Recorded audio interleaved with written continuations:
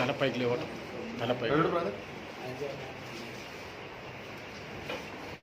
SR Nagar police station additional inspector Ajay Kumar వారి crime team SI బందయ్య ఇంకా crime సిబ్బంది మొత్తం అందరూ ఏసీపీ గారి ఆధ్వర్యంలో ఎస్హెచ్ఓ సహకారాలతో ఒక మంచి కేసు డిటెక్ట్ అయింది. దీంట్లో బల్బీర్ సింగ్ అనే వ్యక్తి 27 year old, ఆయన సుల్తాన్ బజార్కి చెందిన వ్యక్తి. ఆయన ఇక్కడ ఎస్ఆర్ నగర్ పోలీస్ స్టేషన్ పరిధిలో 3 కేసులు, పేట్ బషీరాబాద్లో 1, రాయదుర్గం పోలీస్ స్టేషన్లో 1, ఈ 3 ఈ ఎస్ఆర్ నగర్ 3, ఈ 2 ఏవైతే సైబరాబాద్కి సంబంధించిన ఆఫెన్సెస్ ఉన్నాయో అవి 5 కూడా ఈరోజు డిటెక్ట్ చేయడం జరిగింది. దీంట్లో ఈ బల్బీర్ సింగ్ని అరెస్ట్ చేసి అతని దగ్గర సుమారు 1/2 kg గోల్డ్ అంటే 15 లక్షల విలువ ఆయన ఏవైతే ఆర్నమెంట్స్ ఉన్నాయో ఇప్పుడు మీరు చూసినారో అవన్నీ రికవర్ చేయడం జరిగింది. సో ఇతను బల్బీర్ సింగ్ ఎవరైతే ఉన్నాడో ఈ వ్యక్తి భద్రకా కాలేజ్లో గ్రాడ్యుయేషన్ కంప్లీట్ చేసిన తర్వాత ఇతను ఈ విలాసాలకి అలవాటు పడి ఈ డేహెచ్బీస్ అంటే డే టైం ఎక్కడైతే ఇంటికి తాళాలు వేసి ఉంటాయో వాటిని బ్రేక్ చేసి లోపల ఉన్న యాబ్సెన్స్ ఆఫ్ ఇన్మేట్స్ అంటే ఎవరు లోపల లేనప్పుడు ఈ దొంగతనాలు చేసి ఇవన్నీ కూడా ఒక 2 రిసీవర్స్కి అమ్మడం జరిగింది. సో ఈ గోల్డ్ కూడా అంత ఇంటాక్ట్ వాళ్ళ దగ్గర నుంచి రికవర్ చేయడం జరిగింది. దీంట్లో ఈరోజు బల్బీర్ సింగ్ని అరెస్ట్ చేసి ఈ 1/2 kg గోల్డ్ కూడా రికవర్ అయిన తర్వాత ఇతను ఈరోజు జ్యుడిషియల్ కస్టడీకి రిమాండ్ చేయడం జరిగింది. బల్బీర్ సింగ్ ఏ గ్రూప్ సార్? ఏ గ్రూప్ ఏ ఇయర్ భద్రతా కాలేజ్?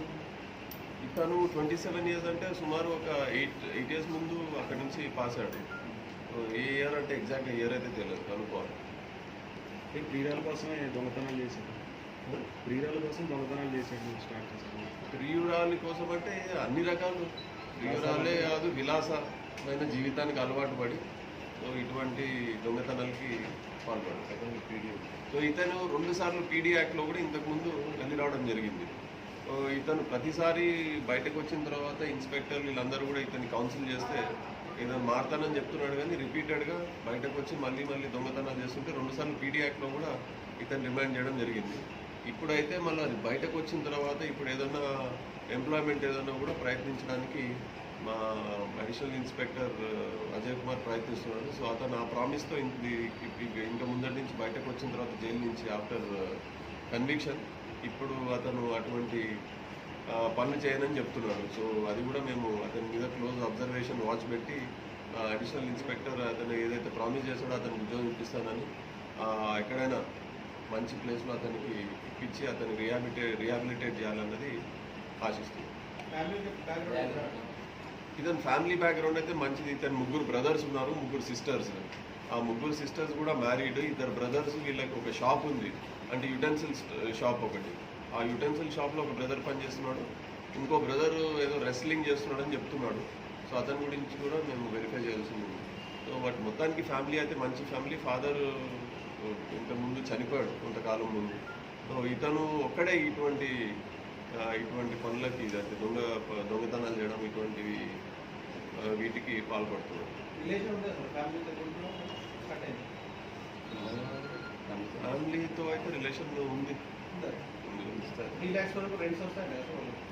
రెంట్స్ వస్తున్నాయని చెప్తున్నాడు.